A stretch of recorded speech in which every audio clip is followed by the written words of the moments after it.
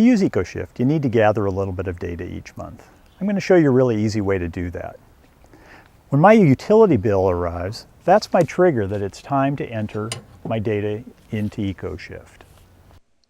Okay, so here's my utility bill. I've circled the two pieces of data on it that I will need to enter into EcoShift, my kilowatt hours of electrical usage and my therms of natural gas. But what I also do with the utility bill then is to use it as a place to record other information that I'm going to need for EcoShift. My car's odometer reading at the end of the month, on the day that the utility bill arrived, I go ahead and just write directly onto the utility bill. Same for my wife's odometer reading and another older car that we have that just generally sits around. Then on the utility bill I also make note of trips that we took during the month. So in this case my wife took a trip from Seattle by air to Las Vegas to Oakland back to Seattle.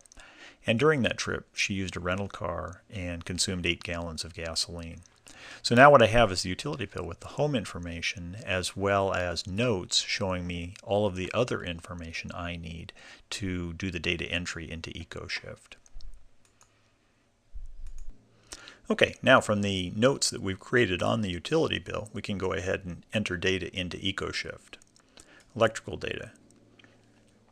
So if I click on Build on last month, I can pre-populate the dates and make things go a little bit more quickly here. I had 819 kilowatt hours on the bill, which when I calculate pounds of CO2, I get 270 pounds.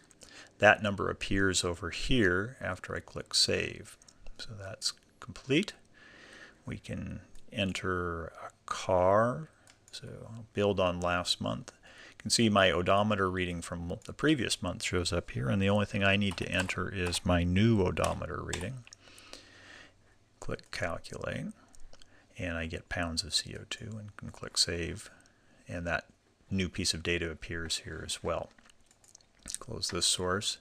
We'll enter the rental car, which is a little bit different. In this case, we didn't collect any information about it except the gallons of gas. So we can just enter that, click Calculate, and this was a rental in Oakland. Click Save, and that bar appears along with the note we've just created here. Finally, we'll go to Flying and build on last month. Now, in this case, to do the calculation, I don't have a calculator within EcoShift, and so what I suggest you do is go to TerraPass. Here is the page you'll be linked to, and I've pre-populated it with the Oakland to Seattle trip, which you can see accounts for 275 pounds of CO2 and 672 miles. We'll go back to EcoShift at this point, and we can go ahead and enter that information.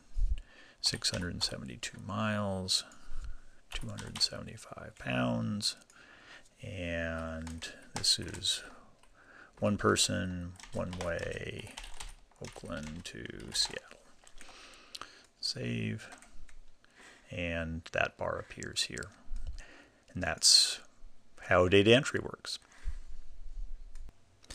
Once we've entered the other bits of data, the natural gas, the 2 other cars, and the 2 other flights, the data entry is complete, and we're ready to have a look at our data and see how we did this month. I won't spend much time on this. We'll save that for another video. But just quickly, you can see here that the flights represent 1/3 of the footprint for the month. Our home utilities represent 1/4 of our footprint, and our cars represent better than 1/3. By clicking on any one of these pies, we can get to some advice on how we might improve that aspect of our footprint. But here again, we'll spend more time on that later. And so that's it. From the time my utility bill arrives until the time I've got my data all entered onto the computer and see what my footprint looks like, it's taken me only about 10 minutes. I find that that's time well spent, and I hope that you will too. And thanks for taking the time to watch this.